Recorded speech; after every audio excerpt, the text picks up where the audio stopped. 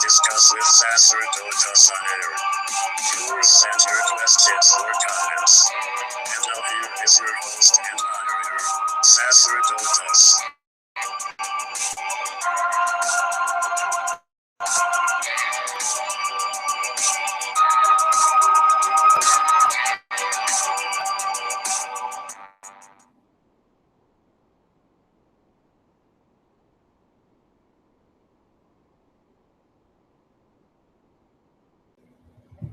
Hello, welcome to Sacerdotus Hangouts Catholic Open Mic.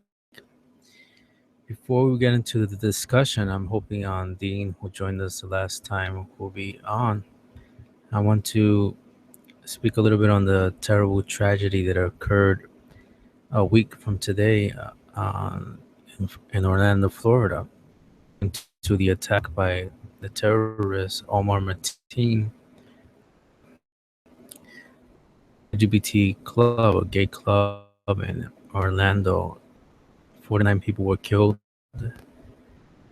They were injured. And condolences, my prayers, my thoughts, and well wishes to by the tragedy in these things continue to happen in our nation. Politicians are having a field day with the and whatnot over the lives of the people, and sometimes for people who died for having fun. They were there partying, celebrating Latin night and the festivities, whatnot.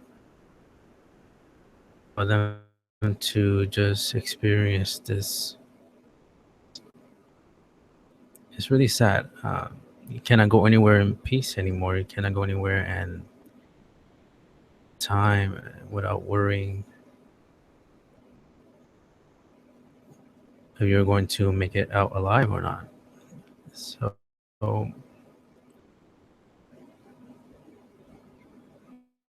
I'm hoping something gets done quickly, something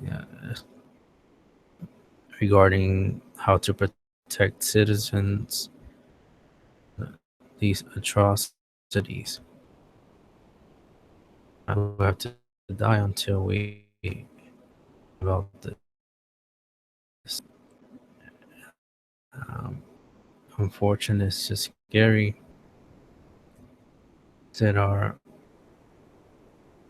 going on in today's world and whatnot. And how young people, Arab young people, I should say, are being brainwashed by the ideologies by ISIS and no value for life at all, and living a delusional there's some kind of a religious war going on with Muslims. And we, of course, such thing is going on. So I just want to offer my everyone that we could live in a world of peace and tranquility and I know many people are bringing up religion cause of this whole thing and making that assertion, but other groups is misinterpreting religion. They're taking their beliefs, giving them a spin for political. And Muslims share their views. Not all Muslims should die, or that anyone should die. It's unfortunate that some people do not believe that. Some Muslims and being as was in the case on September 11, 2001, Sikhs and other people who were confused as Muslim turban that they use by folks out of zeal. They thought they were getting revenge over September 11 by attacking us. How we should not go about dealing with it. I know it's painful. I know people get upset. I know people, and but hate doesn't work. A big discussion needs to be had among the Muslim community. Discuss why these young people are being brainwashed and why imams are not doing much to prevent this in place. Sometimes within their own mosques is the caliphate and whatnot, and a lot of harm to the Islamic religion. Two women were harassed on the subway too long ago, the religious garb, and starting to insult them, telling them they do not belong and whatnot. And fortunate that we live in a world that ignorant that they judge others based on the actions of a few over one or two, and really stop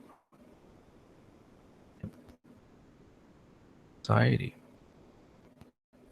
Otherwise, we will just return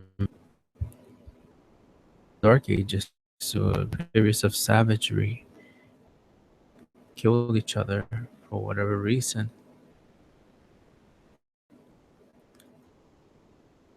Society was not really allowed to prosper in any way or any regard. And big discussion needs to be had in all religious circles regarding how to deal with. We cannot live our religious lives thinking that the homosexuals will not exist. That they're not real. Obviously, they are real. They exist. So we have to face that reality that these people do exist. Even though homosexuality is not genetic, it's not something that anybody's born with. Sorry to break your bubble, singer Lady Gaga, but no, homosexual was born that way. Demonstrated this. The APA holds this position, the American Psychological Association, that homosexuality is not genetic at all. There's no such thing as a gay gene, lesbian gene, whatever you want to call it. There's no such thing as that. So, but nevertheless, these people do exist. They are part of nature. They're part of society, and religious bodies need to wake up to that reality and accept it and work can, because obviously the religion doesn't have to water down its beliefs just to appease any minority or majority. Our religious beliefs are religious beliefs, and they should not change or modification just because of popular opinion or whatnot. That does not mean that hostility between religion and the LGBT community, specifically with Catholicism, which is my faith, my religion. I can only speak to that. I cannot speak religion, any other faith, but obviously the Catholic Church teaches that homosexuality is not a sin.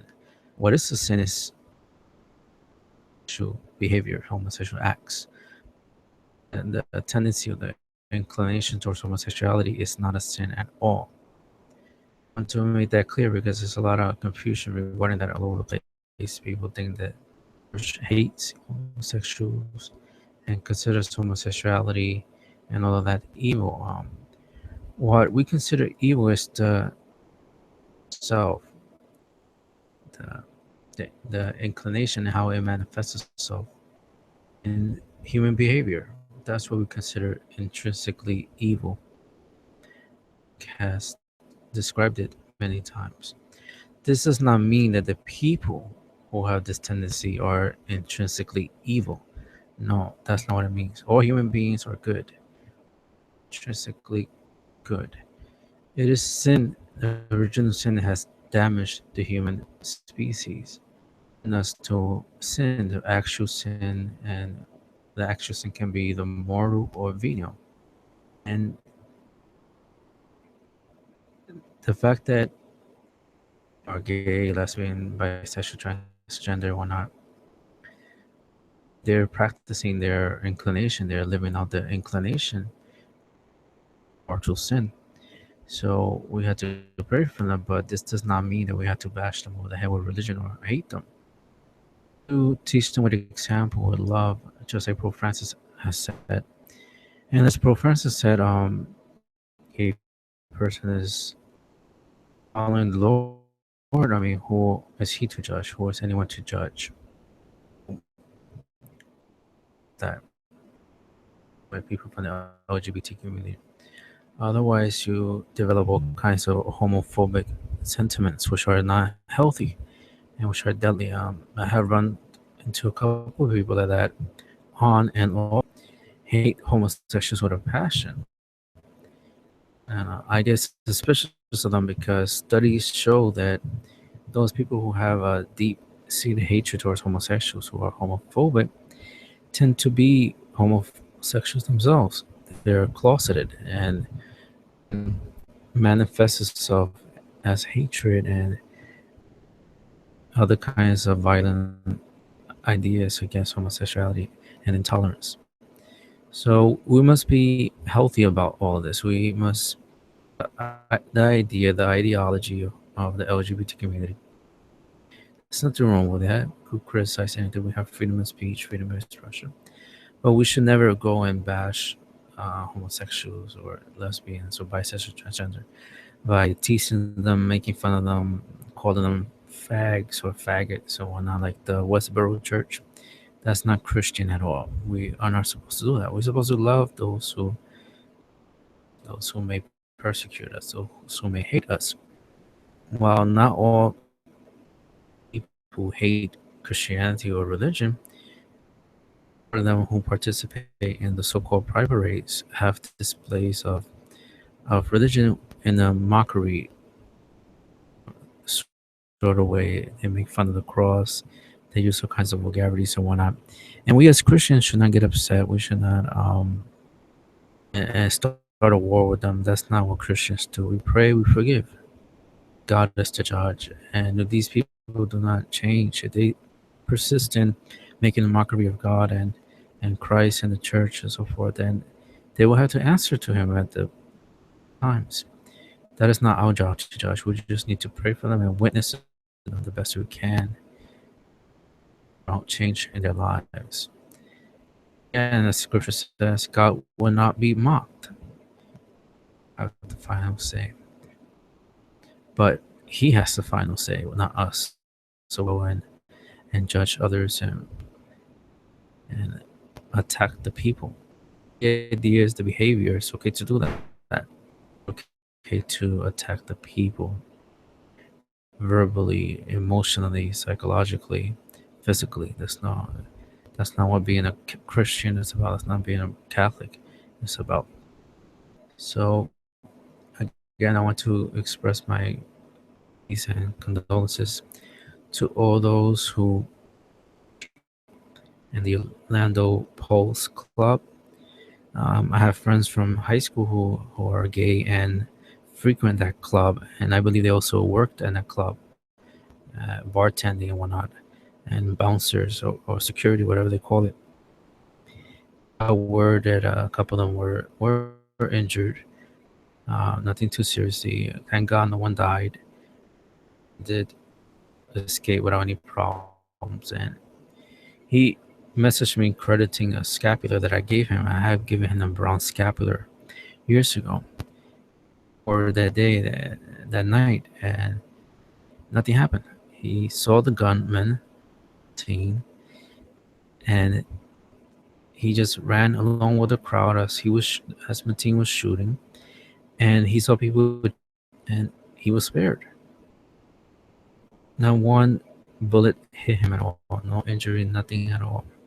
So we have to thank God for that and for all the people that survived the attacks. Without further ado, I'm gonna try to see if I could get on so you could talk, continue a discussion that we had regarding Pope Francis and whatnot. And obviously, we had atheist open mic, which was an interesting one. I this individual called Sock Account. He did not want to give me his real name to participate, and he has been inviting me to a debate because of the taunting that I do to community in Google Plus called Atheist versus Theist. So he's been wanting to participate. Other atheists have been afraid to participate on atheist open mic for obvious reasons. They are afraid to engage with me directly. When you got how this guy, soccer count from Canada, he started a little discussion with Dean and Google. There was a disconnection, and the interrupted. But then I restarted the Hangouts and invited Dean and Soccer Cow again, but reluctant on participating because he felt that Soccer Cow was being trollish.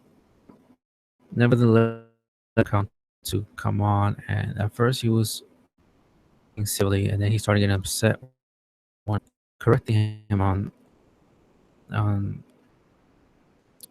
gender issues and social construct. He started getting upset. Then we started talking about the argument for motion and whatnot. And he started bringing up, and he started to make the argument that virtual particles that appear and disappear. He got the whole thing wrong. He got the terminology wrong. The words virtual particle, whatnot. He got the description and how they work wrong. Anyhow, I tried to correct him, and he started to insult me. He started to curse out at me and started to speak over me, and then he started to mute. It's something that I did not know you could do on Hangouts. I did not know that guests have control to the mics of others. Will probably be problematic if I do invite other atheists and they try to hopefully Google will change that and will not allow that. The one starting the Hangouts gives permission to have moderator controls or whatnot. Anyhow, atheists count virtual particles one at a time. And in fact, the way he was structuring his argument was he was pretty much making a case for God and a case for the supernatural in the sense that disappear and go somewhere else outside of the universe, which nobody knows about. No physicist has any information on that. Nobody knows, and I really do not know how he got this suggestion. I questioned him on it, and I even told him that that idea contradicts materialism, because of the universe, everything in the universe is the only thing that exists. Then, if a particle disappears, then it's not supposed to appear somewhere else. And Stephen Hawking, the famous physicist, has stated that information can escape black holes. Before, it was thought that information is what physicists call pretty much the structure of matter, everything in the universe. They describe it as information. Absorbs matter and whatnot and pulls it in with its gravitational force. Reaches the event horizon, which is the part of the black hole. Then it was believed for a long time that this information disappears, that it's wiped out, that anything that goes into a black hole is wiped out. Stephen Hawking has, to the contrary, he stated that information, while it may go into the black hole, is not destroyed. It doesn't disappear. It doesn't go to another dimension or another universe or whatnot, because we still do not have any data, and probe has ever gone into a black hole to investigate. And I doubt it will provide any much information because it will be destroyed. forces. So this atheist, alleged atheist soccer account claimed that these particles, virtual particles, disappear and go somewhere else, and that's just not scientific at all. That's his inference. And I tried to explain to him the phenomenon of why these particles appear and disappear. That they do have a cause. He insisted there was no cause. As I was trying to explain to him regarding the quarks and the spin of the quarks and how they relate to the rest of the particles that compose the standard model, allows these virtual particles to behave the way they do, appearing and disappearing randomly. And there's nothing magical to it. There's no mystery to that. Physicists to grasp as to why this happens. Well, anyhow, this alleged atheist soccer coach kept insisting otherwise, and then he got really upset, started cursing at me, whatnot. And obviously, when you see that sign, when somebody starts doing that, that's when you know that their premise is weak, so they cannot defend themselves. So they had to become overly defensive in order to keep themselves relevant. Otherwise, they will just discussion and will become the object of laughter from the opponent. So, in order to prevent that, the human mind defense mechanism mode and starts shooting back in defensive whatnot.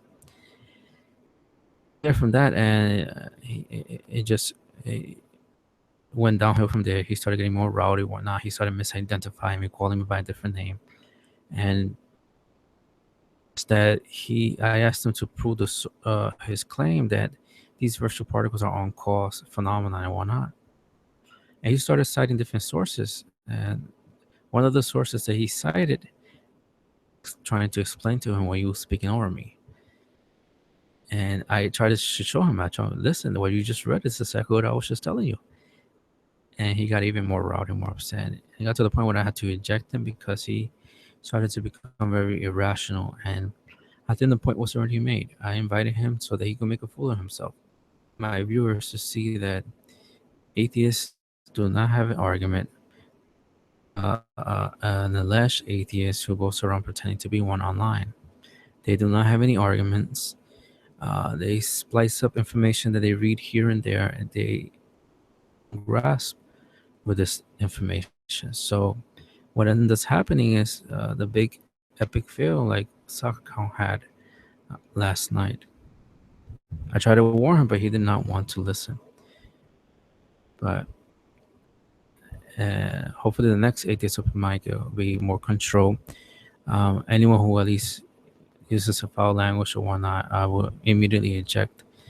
I'm gonna have to put down some rules, otherwise, what happened last night where Sakako kept talking over me when I will continue, and it will disrupt the broadcast.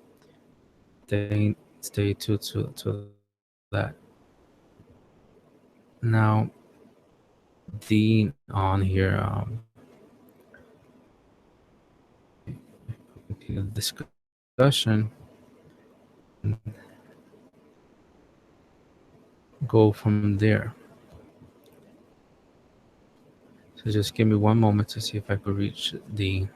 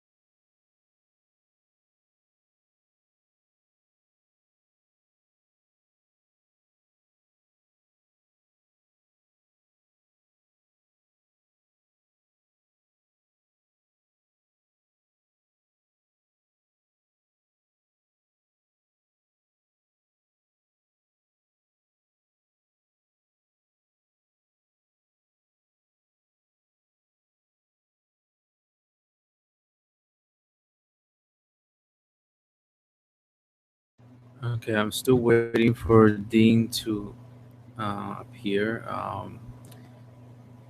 So hopefully he will appear, and he said he will make an appearance. So hopefully he will appear. Or any Catholic out there listening who is not asleep, who is still in a different time zone, is welcome to send me a message or email, and I will link you to the broadcast so you could join in the discussion or whatnot. And again, this is Catholic Open Mind. There's no atheists on here. It's not going to be a big rowdy thing like last night. For Catholics who speak to address their concerns, ask questions, or just start a discussion on any specific topic. I invite Dean again to see if he will. Google has been giving me problems lately, giving me a big headache, and hopefully the invitation thing is not malfunctioning now, and we'll go through.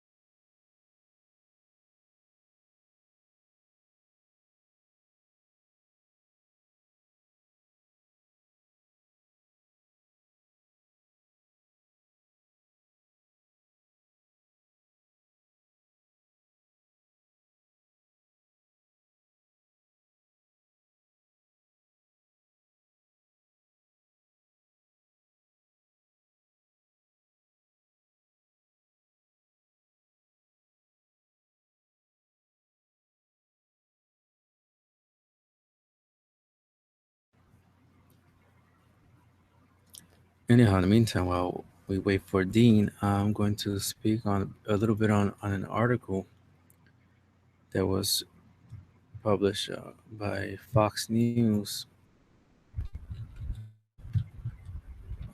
calling for the Pope to resign. And it's uh, an interesting article. I really cannot find the word for it right now, but the article was written by Adam Shaw, 18th, which was on Friday, and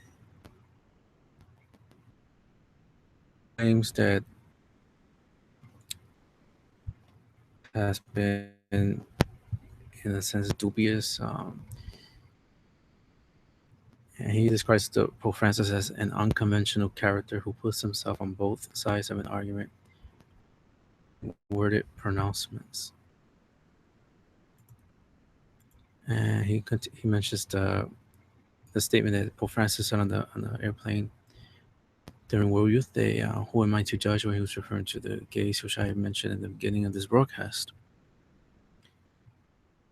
And he claims that the papacy of Pope Francis has been a litany of confusing deceitful on the most sensitive and delicate topics. And he says, while clear on political topics dear to his heart,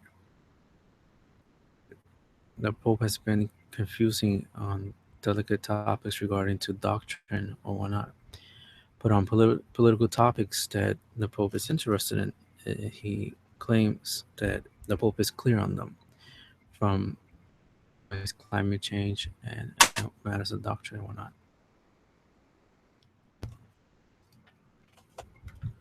And he continues saying about the Pope's latest off the cuff ramble on Thursday. about marriage. What the Pope said, according to him. And because of this, the great majority of our sacramental marriages are null because they say yes for the rest of my life, but they don't know what they're saying because they have a different culture. They say it, they have goal, but they don't know. End quote. And Shaw continues to argue that the Pope's comments were inappropriate or not. And he says Catholic marriages are null or invalid. It's a statement that is neither true, wise, nor fair. The Vatican has since toned down his remarks in a written a part of our sacramental marriages are null. Recognition of the damage Francis's statement and Shaw, shame on you, he put S on Francis. S. If the name already ends with an S, you just put the apostrophe after it.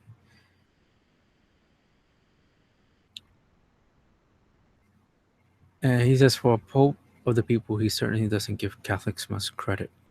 Should be valid. All that is needed is the freedom to marry, consent from both parties, and the intention to marry for life and be open to children.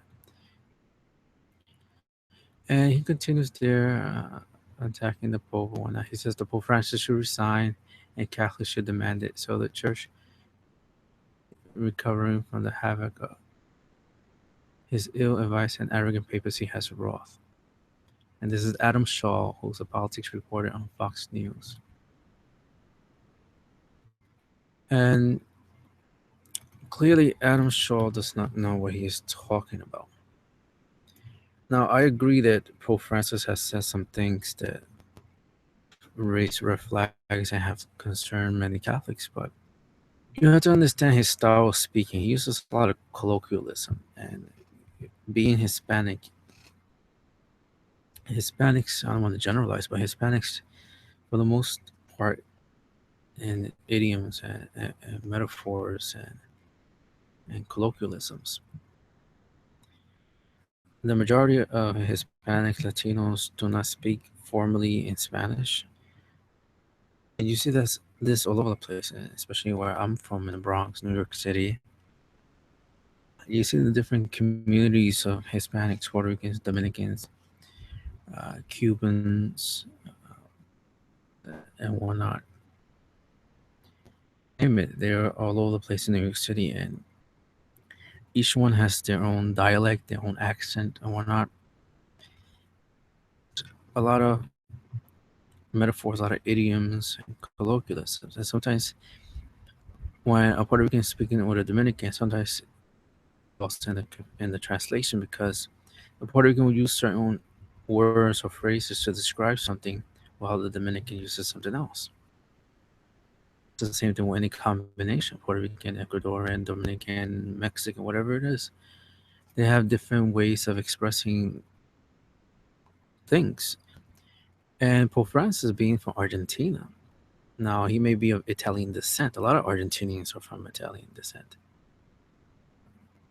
This does not mean that he ceased being Hispanic. He still is Hispanic. He was raised in the Hispanic Latino culture, and he has this tendency of using colloquialisms to describe certain things. And when he has these off the cuff remarks, as Shaw and others describe it, he means something, but the way it comes out, those people who are not aware of he's using get lost. And that's not really his fault. That's just the way he is. That's just his nature, his temperament, his way of communicating.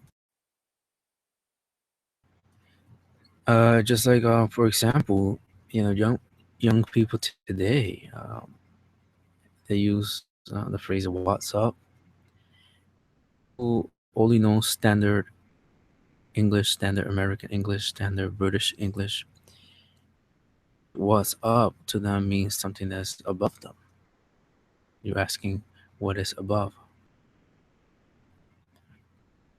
But to the young person, it means something else. It means what's going on in your life. what is happening in your life. It has a complete different meaning.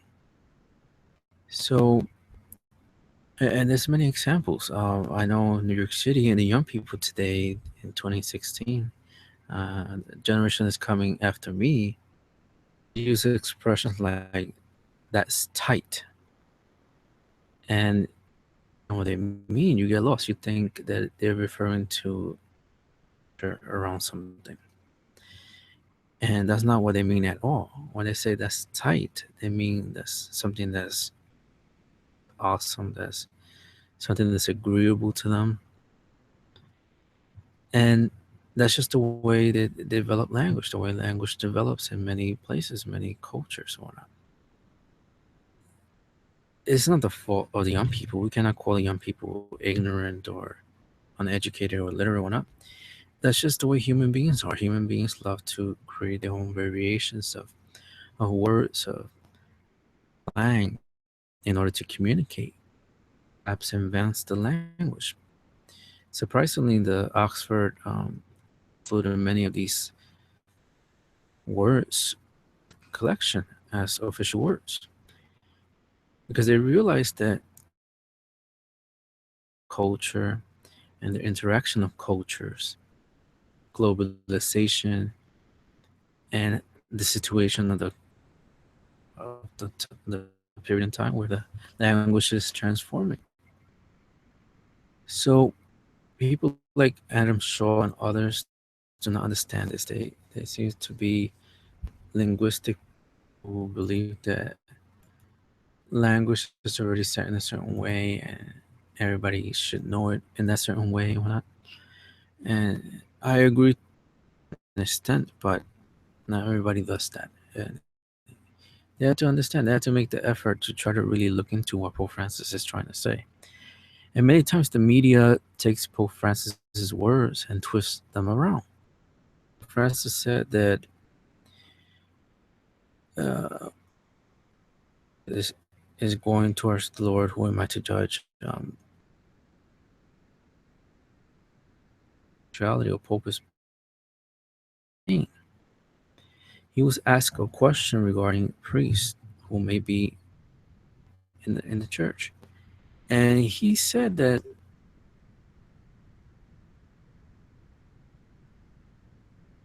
mostly priests, because the question was referring to priests who are in the church and maybe homosexual, but being of good will are living the life that they're supposed to.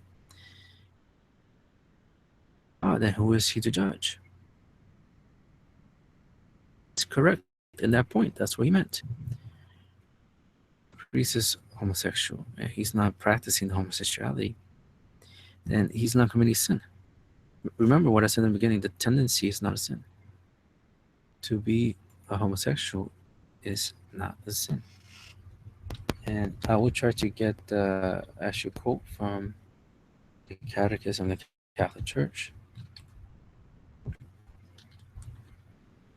Explain or to read to you what exactly the Catholic Church says on as the tendency and as well as the act. What exactly is it that makes it? And this is what the Catechism says. As soon as my computer loads up the screen, I will be able to read it to you.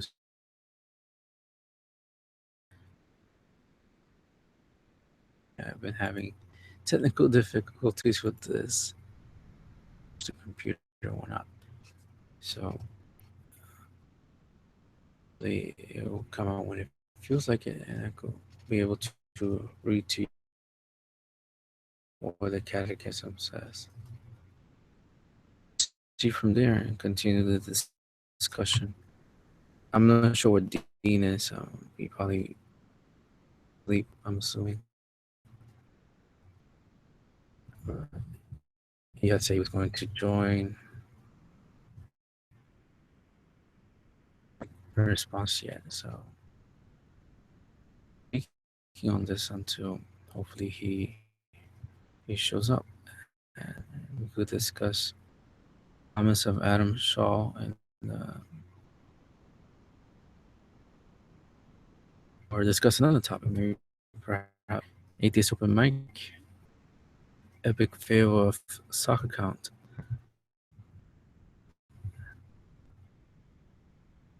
exactly happened between them? Because I was told by soccer count that when I had the interruption of atheist open mic, when Google booted me pretty much, telling me something about authentication and whatnot.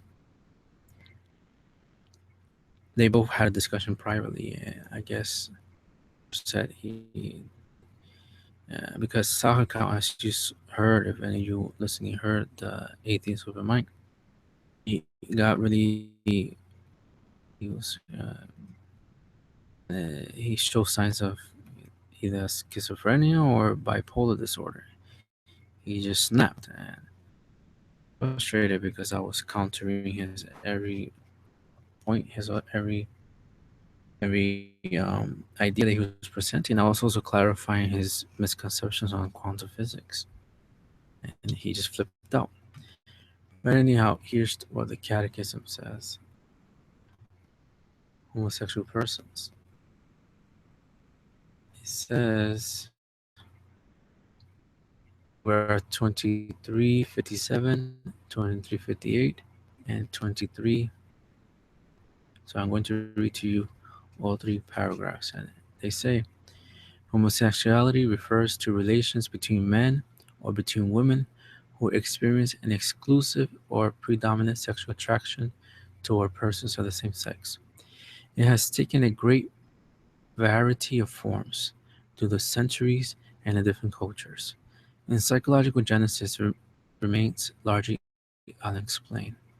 Basing itself on sacred scripture, which presents homosexual acts as acts of great depravity, tradition has always declared that homosexual acts are intrinsically disordered. They are contrary to the natural law, to act to the gift of life, see from a genuine affective and sexual complementarity. Circumstances can they be approved?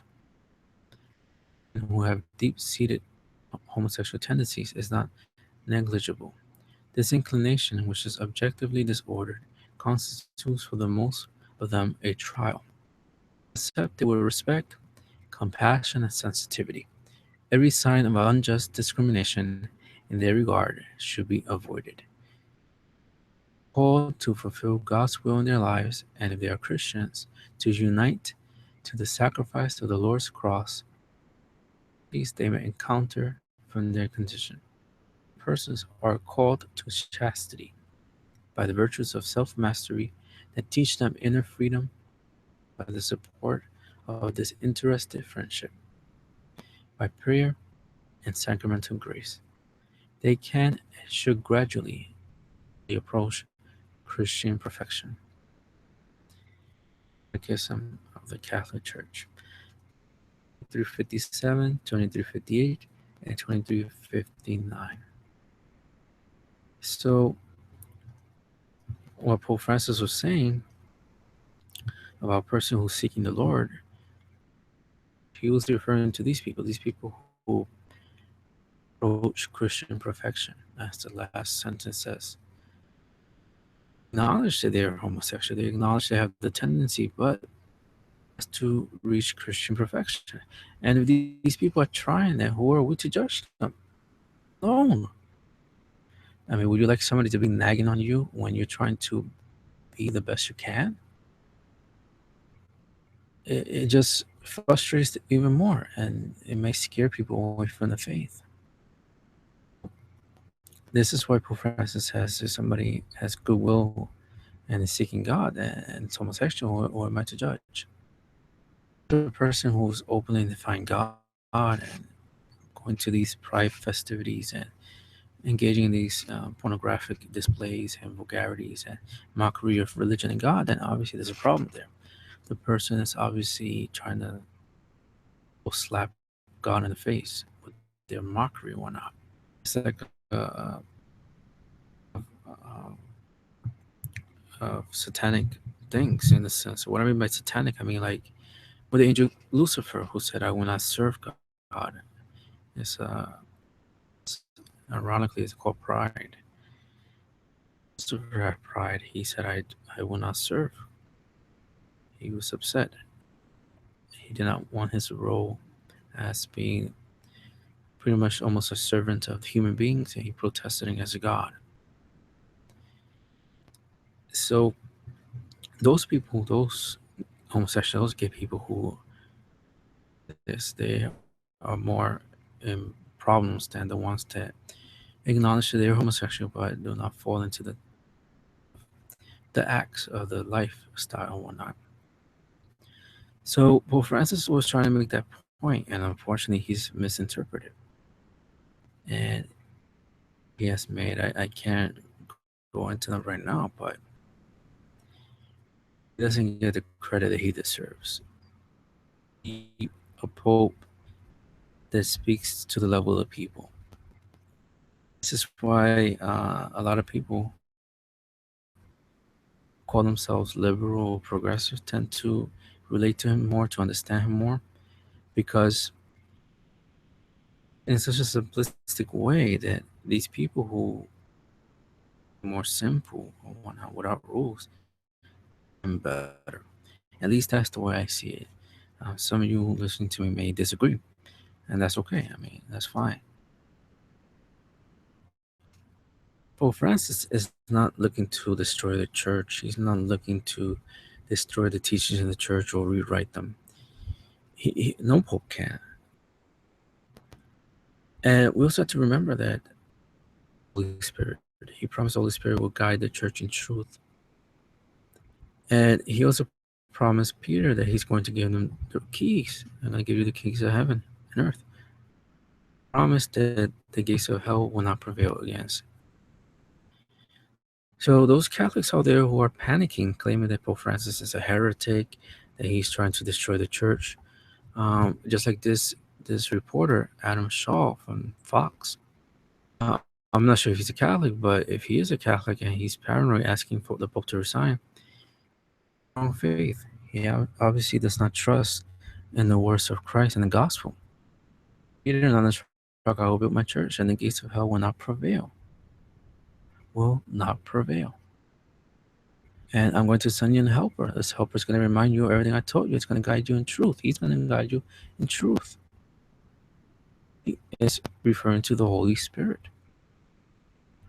And for 2,000 years, those words obviously have been true.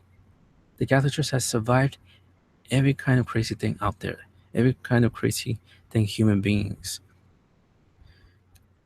In regards to behavior, the church has survived it.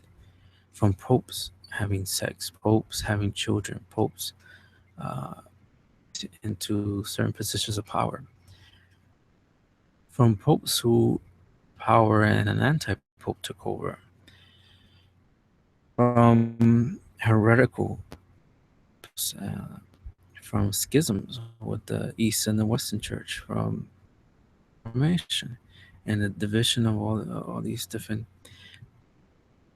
uh, religious bodies out there that call themselves Christians, Pentecostals, Episcopalian, Presbyterian, thousands upon thousands of them. The church has survived all of that.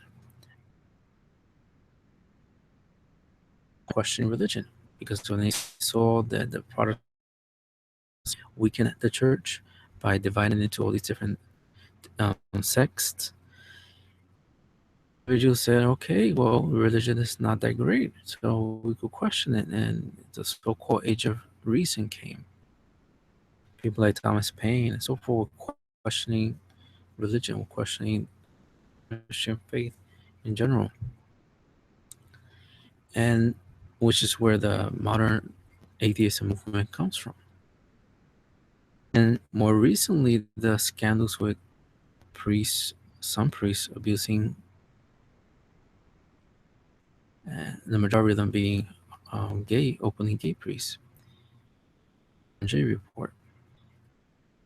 And despite this, the church is still around. The church is still alive and well. It has nothing to do with the wisdom of a pope or a bishop or whatnot. It has nothing to do with the loyalty of a certain Catholic or the laity or religious. Do with what Christ promised, that the gates of hell will not prevail, and that He promised the Holy Spirit who will guide the church in truth and will remind the church. Those are the reasons why we're alive and well. And even right now, where these polls are stating that as attendance is down, the people are leaving the church and becoming just believing in God in their own way, in their church. Even with this situation, the Catholic Church is still alive and well. We still keep on getting record every Easter vigil. We still keep getting new members into the church. It continues to grow. And we see in World Youth Day the amount of young people that show up to the Pope. Pope is the only person who could gather these crowds. Nobody else has ever, not even Michael Jackson, not even the Prince. Both of them, may they rest in peace.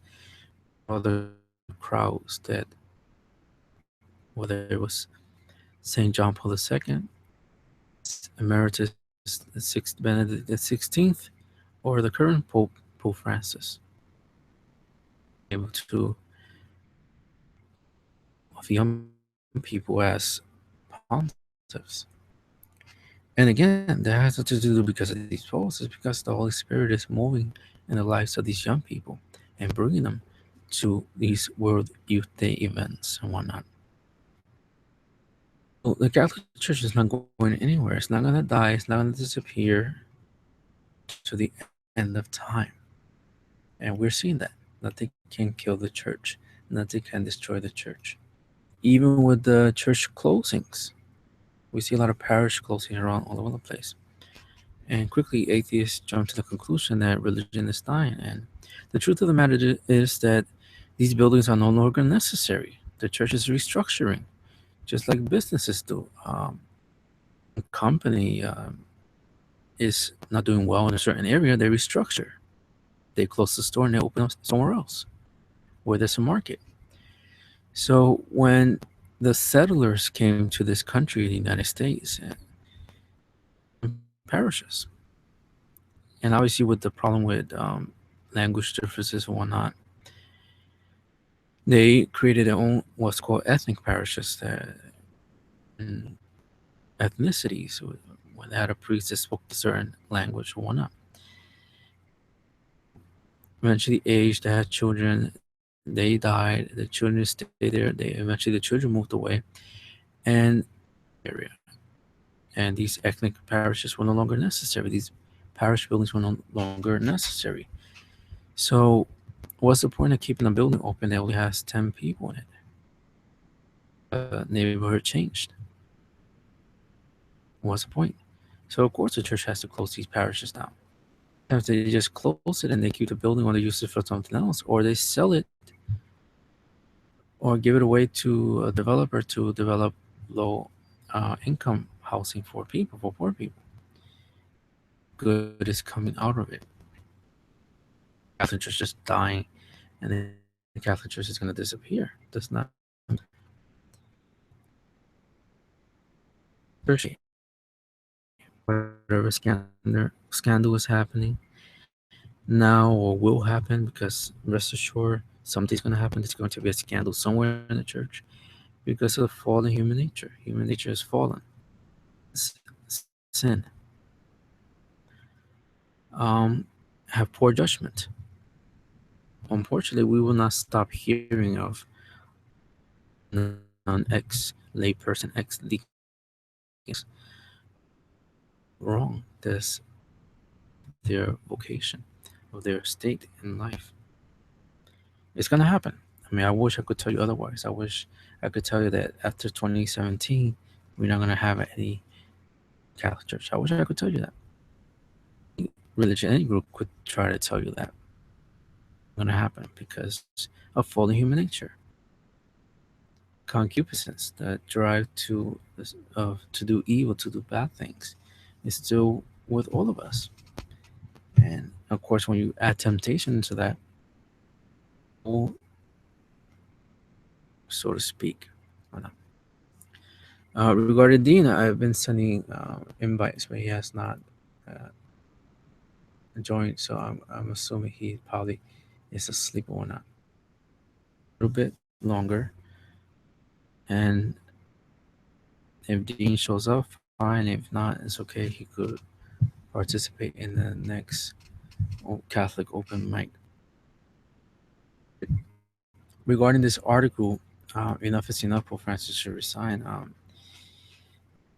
Adam Shaw is being completely overly judgmental and obviously ignorant. He really doesn't understand again how the Pope communicates, and that's unfortunate that doesn't take the time to try to understand why and how and the Pope words certain to that. When we speak to our friends, we speak to them in a certain way. When we speak to a professor or a teacher, we speak with them in a certain way. Variety of language. We speak to an employee or an employer, we them in a certain way.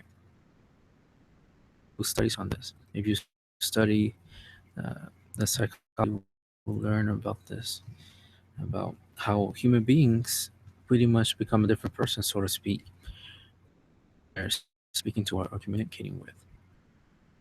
And that's just a psychological phenomenon, how it developed through evolution in order for people to get along, in order to better communicate and socialize. It's that we, in a sense, slightly personality or our way of expressing, depending on who we're addressing. And no pope is immune to this. All popes are human beings and are Superman. They're not extraterrestrials from another place, from another part of the universe, from another dimension. None of that. So they're going to behave in a human way, and has not been more evident in Pope Francis, who has made his papacy down to earth, so to speak.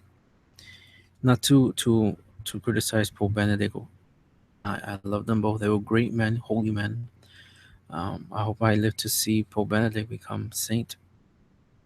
See one day. He's one of my favorite theologians, one of my favorite um, popes, and obviously clergyman, cardinal. I have his books. I love them. I'm always reviewing them and giving them praise. He's an excellent scholar, very intellectual.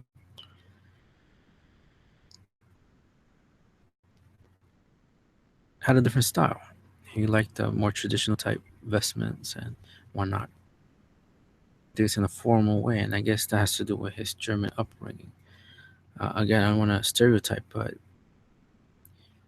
Germans tend to be very strict on certain things, following the rules and whatnot. So, most likely that influenced Pope Benedict, Cardinal Ratzinger, Joseph Ratzinger. He presented his papacy to the world. And again, that spoke to a certain group. They loved that. While the so called left like that. But Pope Francis, in his humility and simplicity, and his papacy more simple, has obviously attracted the left, if you will, so those who call themselves liberal or not, while at the same time upsetting the ones that Pope Benedict attracted, which are the ones on the right, using the political terms of American society. You see a lot of bloggers like Rorati and these other traditionalists constantly nitpicking at Pope Francis when I'm uncomfortable. Just like he's uncomfortable. And for a good reason. He was trying to challenge them to really live their faith how it's supposed to be lived. Not live the faith like it's something mechanical, something robotic that we just do and we do not really internalize or process or not. So, should the Pope resign? Should Pope Francis resign? Absolutely not. I think Pope Francis has been a blessing to the Catholic Church. Again, Pope Benedict has been a blessing. Pope John Paul II has been a blessing, and all popes throughout centuries have been a blessing. And each one has something unique to offer.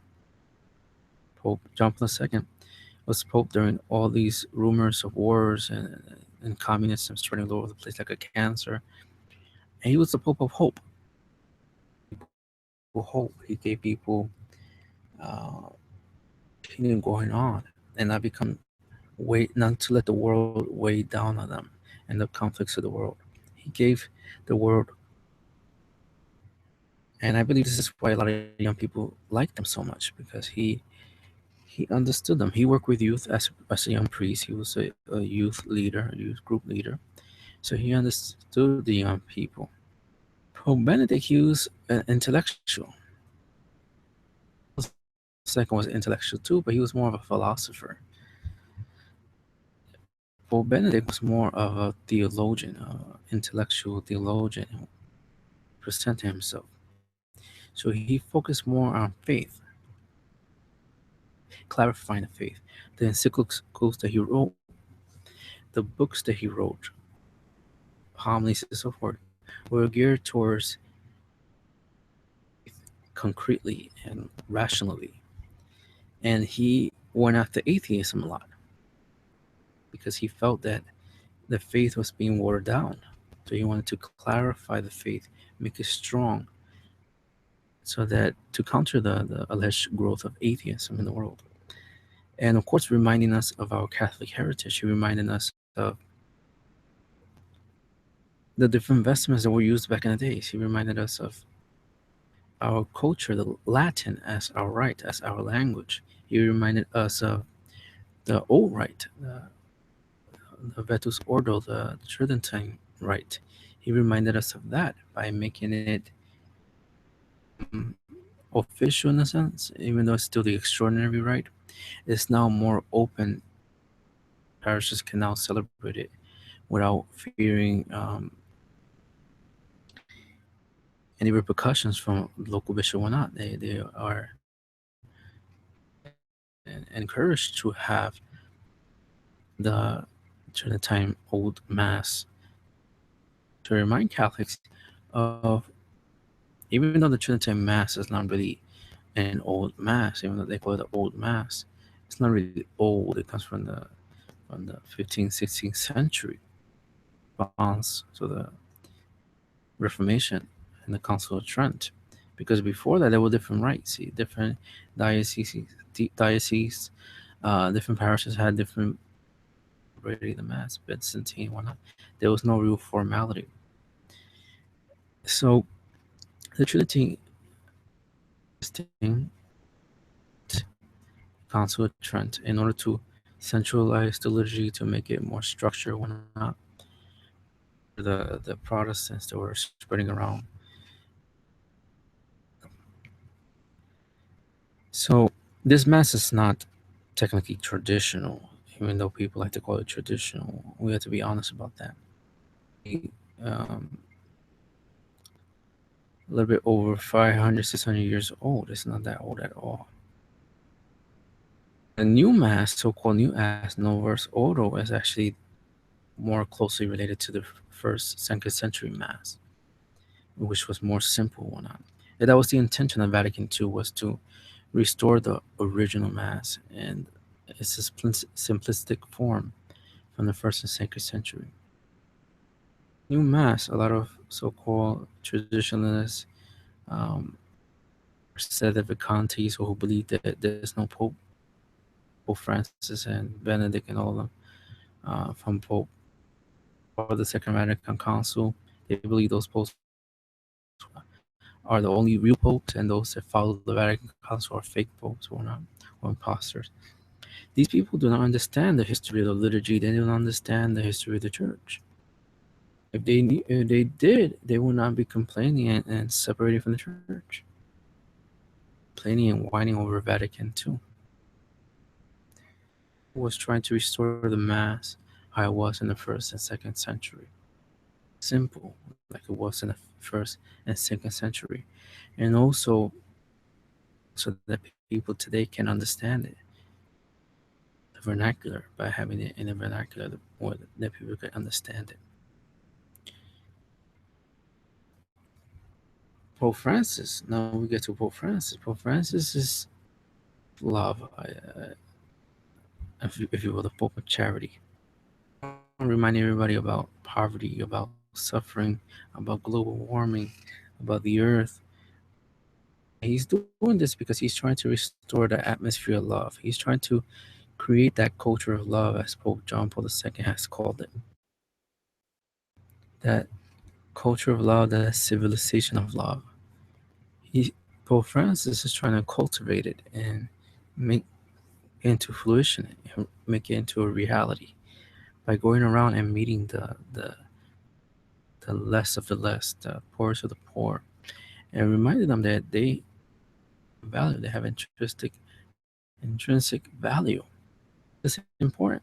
Pope Francis planting the seeds of love. Those people are conservative or quote unquote, they tend to mimic the same sentiments of the Pharisees deal with. Any little thing Jesus did, they will constantly question him. Pope Francis does or says these people are constantly on his case. The Pharisees that were constantly harassing Christ. A woman comes, like we read the gospel the other Sunday, a woman comes and dries, wets Jesus' feet with her tears and dries them with her hair. And the Pharisee who invited Christ to have dinner with him fit over that. Again, because he was thinking about the rules of Judaism separating men and women. Jesus was not about that. He was about making these rules serve people, not the people serve the rules. So Francis is doing. He's not watering down the faith. He's not trying to destroy the faith. He's not trying to make the Catholic Church into a demi Protestant. What Pope Francis is doing is he's reminding us how to be a Christian, how to be a Catholic Christian, how to be Christ-like, forgiving others, going around and spreading love and humanity, not trying to present ourselves as being know-it-alls or sanctimonious or whatnot. Francis is doing. And if these people like Adam Shaw have a problem with it, then that's unfortunate indeed.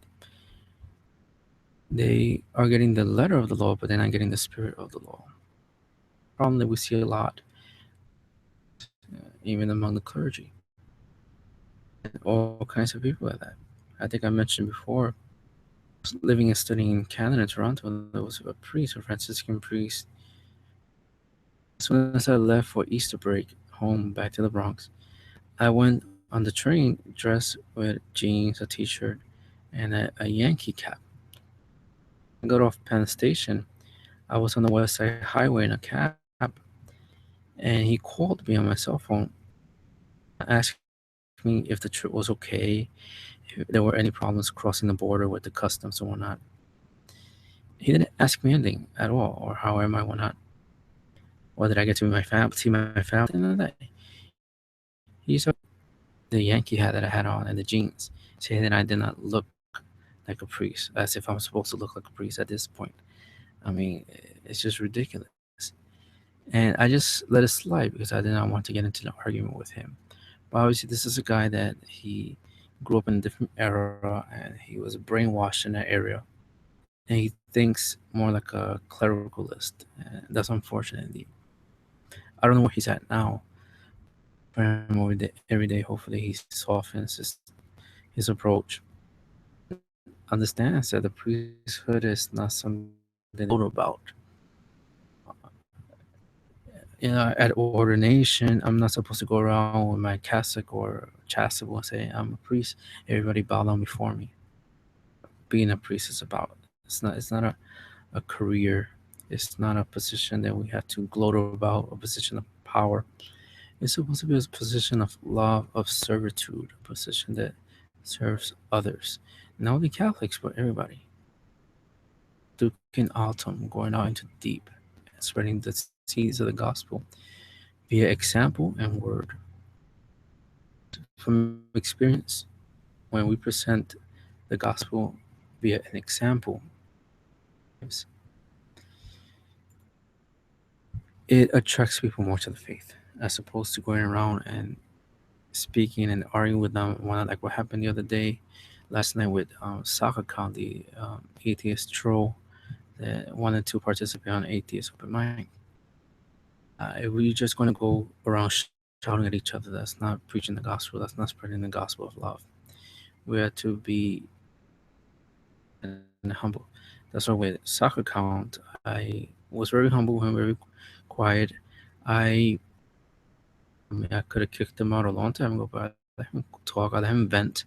Obviously, he was frustrated because I had the upper hand, and he was just googling things and spewing out pieces of information he does not have a strong grasp on. And I just let him do that.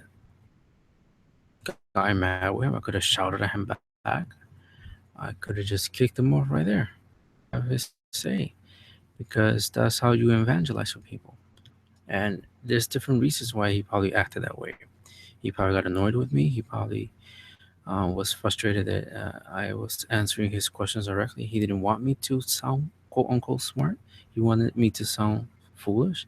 So he was trying to steer the conversation that way and was muting the microphone so that viewers won't hear what I'm saying. And he might be doing that for malicious reasons, or there might be an underlying mental illness there. There's different reasons. I cannot judge. I allow him to stay on so that others can view and learn how to deal with these people who go around and call themselves atheists. Me personally, based on speaking to him last night, I do not believe he is an atheist because he did not come across as somebody who has a strong grasp of what atheism is and what atheists truly believe and hold dear to. He seems to think that atheism you make it up as you go along, and that's not what atheism is. And clearly, he was not knowledgeable on science, on physics, and on certain issues in philosophy, such as gender studies and so forth. I mean, when I told him that was part of the umbrella of philosophy, he said it was not. I mean, you could tell that he felt cornered in a sense, and he would not accept what I had to say.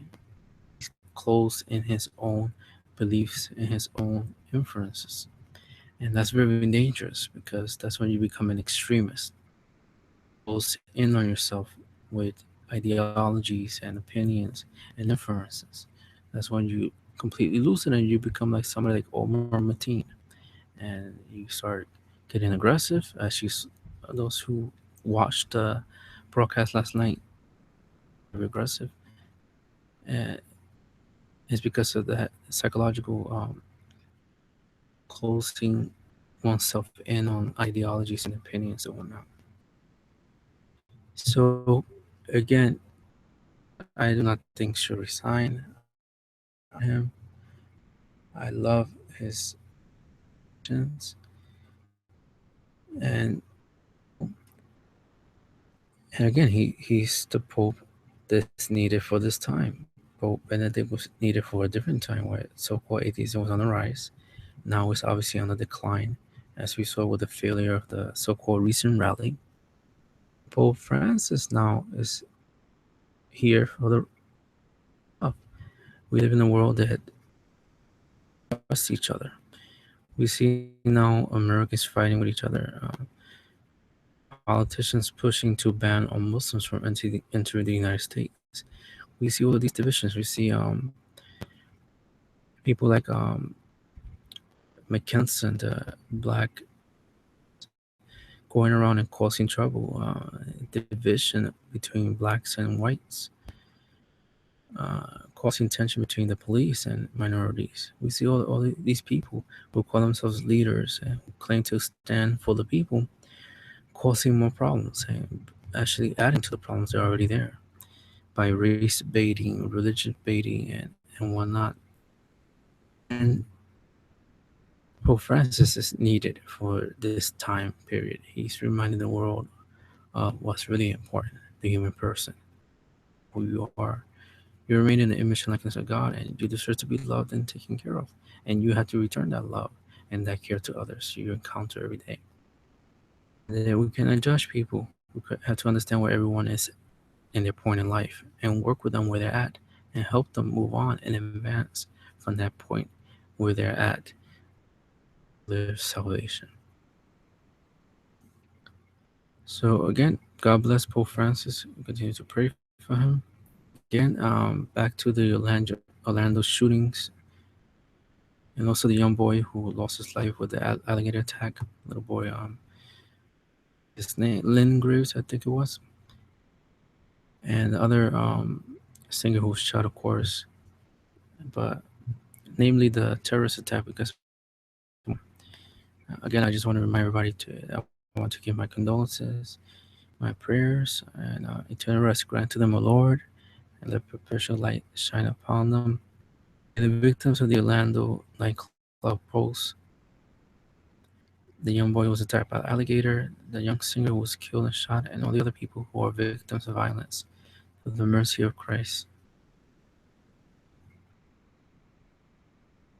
Keep blessed, keep, and on to the next broadcast. And I also want to wish a very happy Father's Day to everyone. Fathers, wish happy Father's Day to your priest, who is also a spiritual